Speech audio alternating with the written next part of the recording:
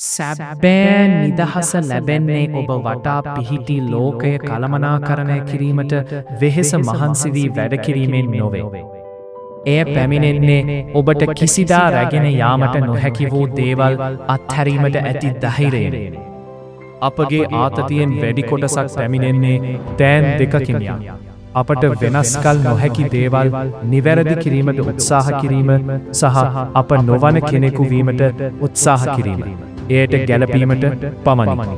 ජීවිතයේ ගලායාමට එරෙහිව සටන් කිරීමට අපි බොහෝ ශක්තියක් වැය කරන අතර එය සැබවින්ම ජීවත් වන්නේ කෙසේද යන්න අපට අමතක වේ. ඔබ සෑම ප්‍රතිපිලයක්ම පාලනය කිරීමට උත්සාහ කිරීම නවතා අන් අයගේ අදහස් අනුව ඔබේ වටිනාකම මැනීම නැවැත් වූ විට කිසිදු බාහිර අවුල් ජාලයකට ස්පර්ශකල් නොහැකි නිශ්චලතාවයක් ඔබට හමුවේ. සාමයනු කරදර නොමැතිකම් නොවේ.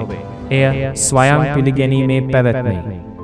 මේම තුනෙන් ඔබට අත්හැරීමට අපහසුම දේ කුමක්ද? පාලනය සඳහා අවශ්‍යතාවය. අනුමැතිය සඳහා අවශ්‍යතාවය. වරදවා වටිහා ගැනීමට ඇති බිය.